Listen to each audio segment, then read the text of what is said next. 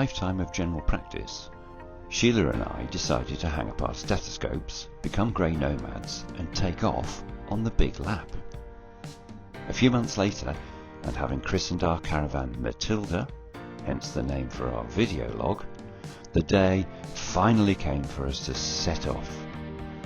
Our first leg took us from home to Jurien Bay, and while the sun was shining as we hooked up, the heavens soon opened, which kind of put us off filming our departure. It was a long day, and the weather was in and out all the way, but the next morning we woke up to this.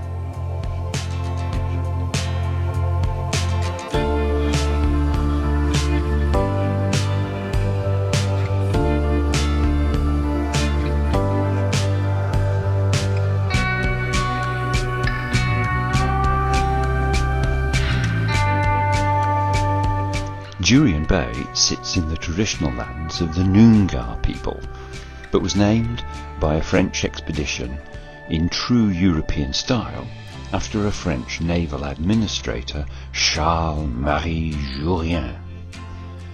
The first settlement was a small farmstead and was established in the mid-1850s. By the mid-1880s, a small jetty was built, and in the early 1900s, a temporary fishing village sprung up. The town site was gazetted as Jurien Bay only in 1956 and was renamed Jurien in 1959, but reverted to its original name at the end of the century. The bay has abundant resources, and crayfishing has now become a multi-million-dollar industry, sending goods regularly to Japan and the US.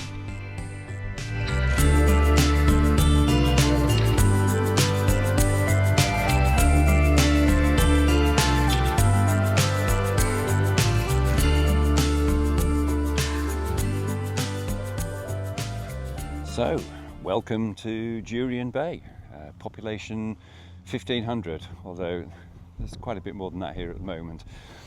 So we had a good day yesterday. We left home in pouring rain, and it was about 450 kilometres up here.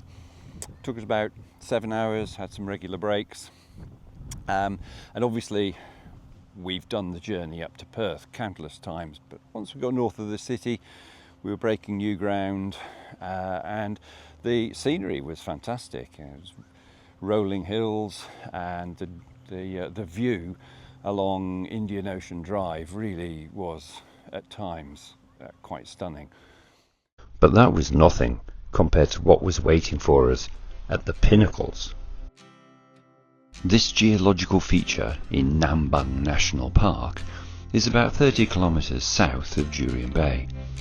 It features a small area of desert with thousands of limestone pillars that protrude from the sand. A Noongar dreaming story tells of a group of boys that passed this way and sank into the sands. The pillars are their fingers trying to pull them out from the desert that has swallowed them. There's a decent visitor centre, but the only way to appreciate the Pinnacles is to get in among them. Look at this. What does this remind you of? Does it remind you of the rim bark of a tree? Which kind of lends some weight to one of the theories about how the Pinnacles were formed. But let's walk on and see what else we could see. So here we are at the Pinnacles.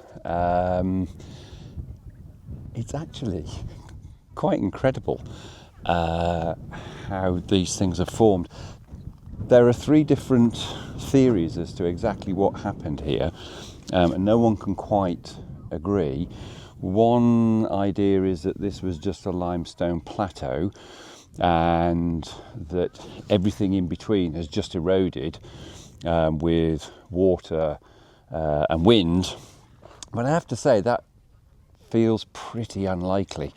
So the other 2 theories are, one is that there was a forest of trees and vegetation here, and that they sucked in a very calcium heavy solution into their roots, and that the roots actually started to calcify, and they formed these what are called rhizoliths, the stone cast of their roots. But the third theory, and I have to say the one that as soon as you get here just hits you in the face, that it feels right, is that the bodies of the trees themselves actually ended up having calcium accreted on the outside to form a kind of cast, and then the trees degenerated and died and decomposed, and that what was left inside was then filled with other limestone bearing solutions, and that formed a kind of cast of its own. And when you look at the surface of some of these columns, if you didn't know that these were stone and you were just looking closely at them, you would think that they were trees. And the place is absolutely littered with them. It's almost like we're looking at the bottom layers of a forest of trees that is captured in stone. And it's just breathtaking. Absolutely incredible. I said, I'm just going to pose and you can take all the shots. Okay, enough now. So we interrupt our filming of the pinnacles to draw your attention, for those of our non-Australian members and followers, to this here. This is emu poo. And emus eat the seeds of the quandong. And what you're looking at there is an emu poo stuffed with the seeds. Evidence that there are emus around these parts. Back to the show.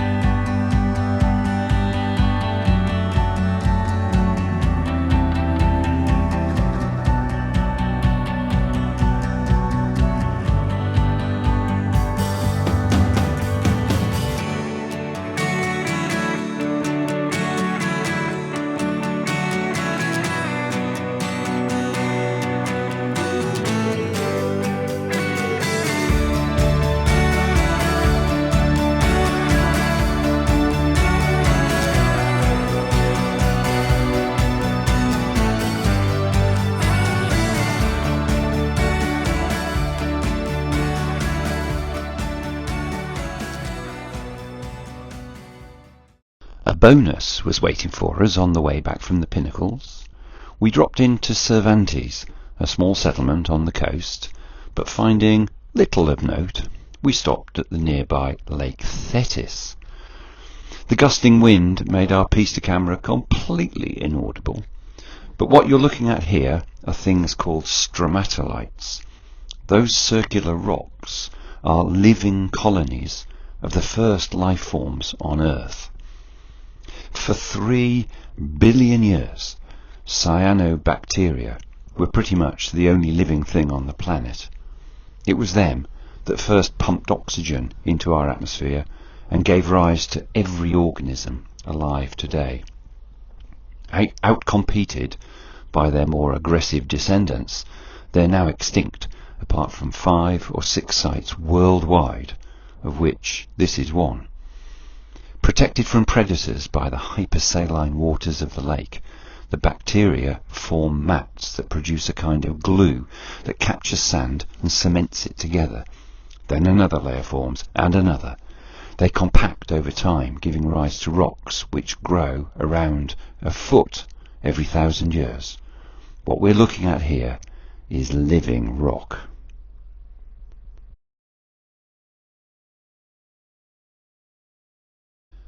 And so ends our brief stay in Jurien Bay. We stayed at the Summer Star Tourist Park and were pretty impressed. Our informal scoring system gave it a full point for the pitch, a nice flat concrete slab with AstroTurf, and half a point for clean, though limited, amenities.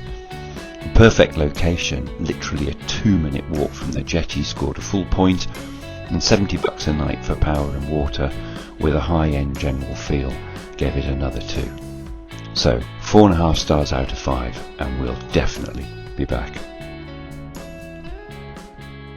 Then it was on up the coast to Calbarry, stopping off along the way at Hut Lagoon and the Port Gregory Convict Facility.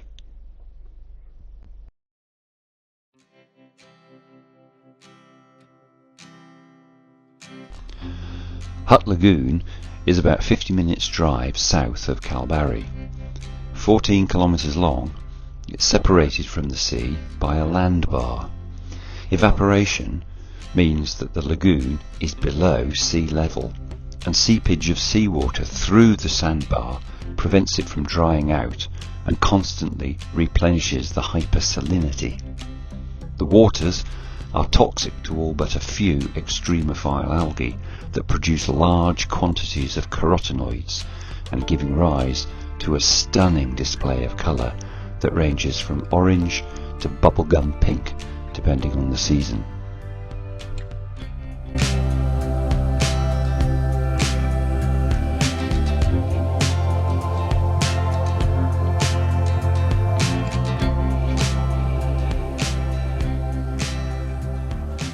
So I'm standing here in front of the Port Gregory Convict Facility. This was built in 1853 and by all accounts was driven by a need for extra labour in this part of Western Australia. It had been incorporated as a free state, but they started shipping in convicts in 1852 when a mine inland about 50 kilometres from here that mined lead required extra labour, and in fact needed to build some sort of trackway to bring the lead from the mine to the coast so that they could transport it down to the main colony in Perth. And this is one of the best preserved surviving convict facilities.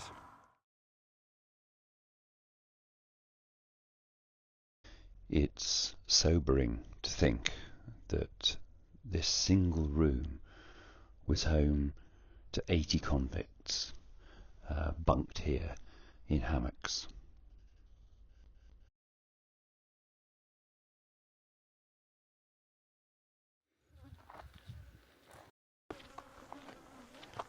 So these are some of the other remains of some of the buildings around this facility. Apparently this is what's left of the old lockup, and over here I think was the what was called the infirmary. Certainly the number of flies here is quite incredible, and you can see Sheila there practicing the Australian salute. And I think we're probably going to beat a bit of a retreat now, but the whole thing is absolutely fascinating. And when you think that there were men that were brought out here, forced to live in these dwellings, go and do hard yakka and have to put up with all of these flies, they didn't have the option of getting into a Land Cruiser with air conditioning and driving off to a campsite for sundowners by the Indian Ocean, which is what we're about to go and do. So so I think it's goodbye from me, and I think I've just had a fly aperitif there, and it's goodbye from Sheila.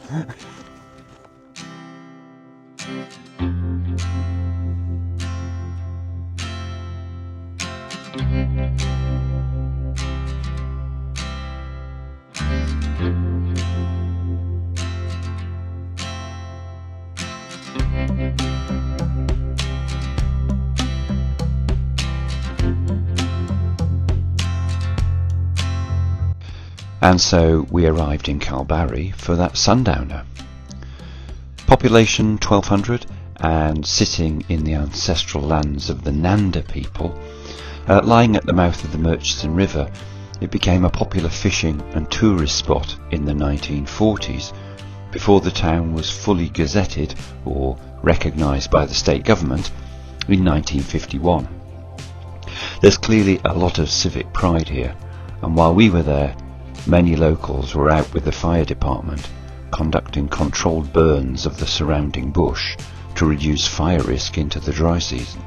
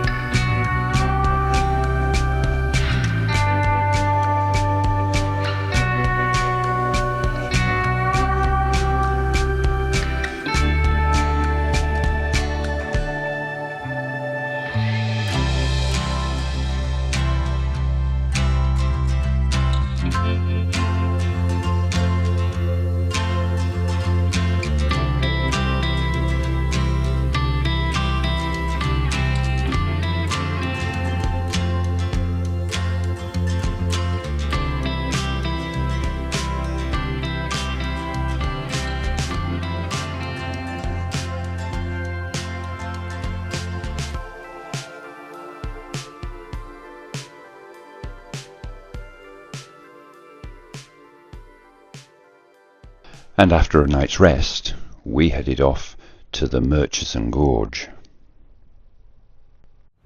Today we're visiting the Skywalk, which protrudes out over the Murchison River, which has carved its way over 400 million years into this gorge.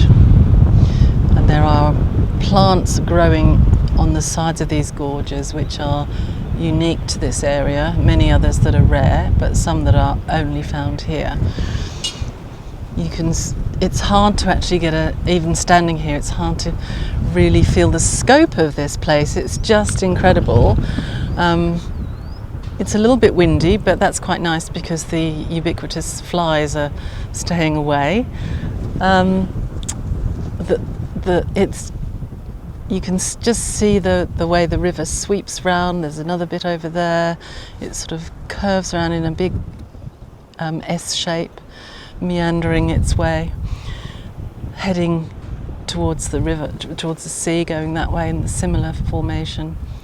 And the river itself is pretty murky looking, probably because so much of the dust from the sandstone. But it's just incredible.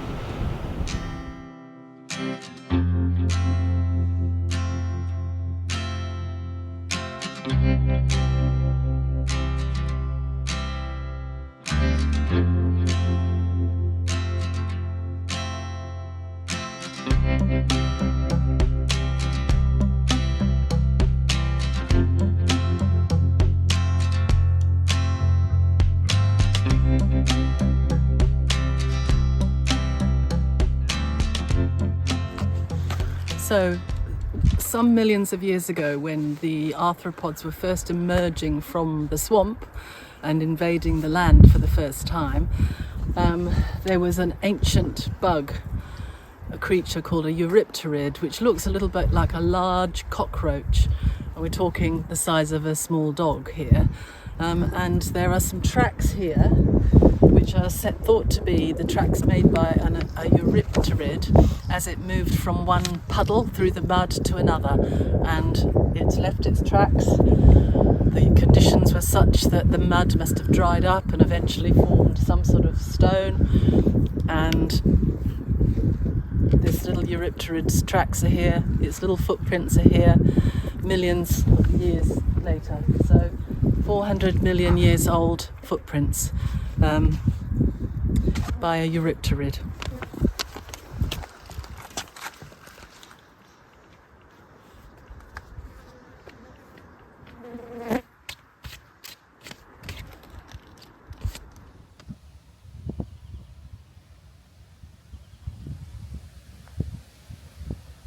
So today we've decided just to have a more leisurely day, and we've come down to the Calbarry coastal cliffs.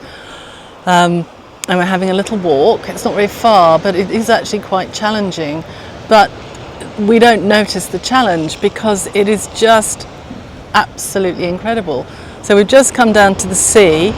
The waves are mesmerising as they crash in on the coast. But for me, the star of the show is just the colour of the rock and all the different sorts of formations.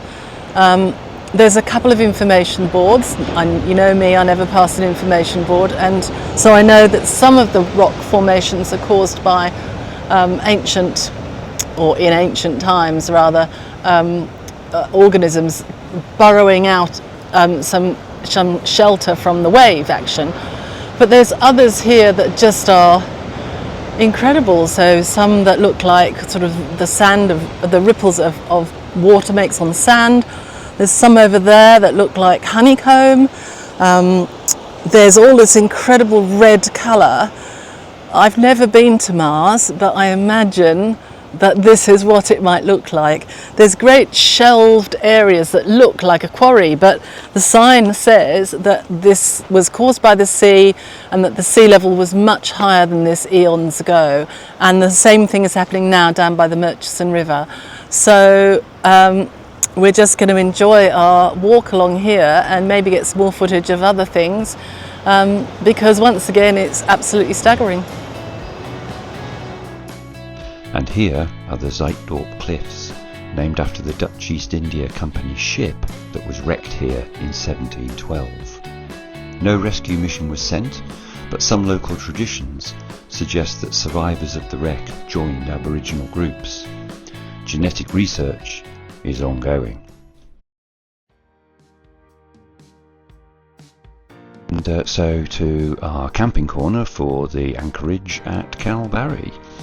The pitch was on a slight slope, so scores half a point, and amenities were once again clean but limited. The location by the river mouth was excellent, and $70 a night for power and water was the going rate, so a full point for cost. The whole place had a very relaxed and enjoyable feel, bringing the total to 4 stars out of 5. Happy to recommend. And that's it. Thank you for watching. Tune in next Wednesday when we will be exploring Shark Bay and beyond into the far northwest.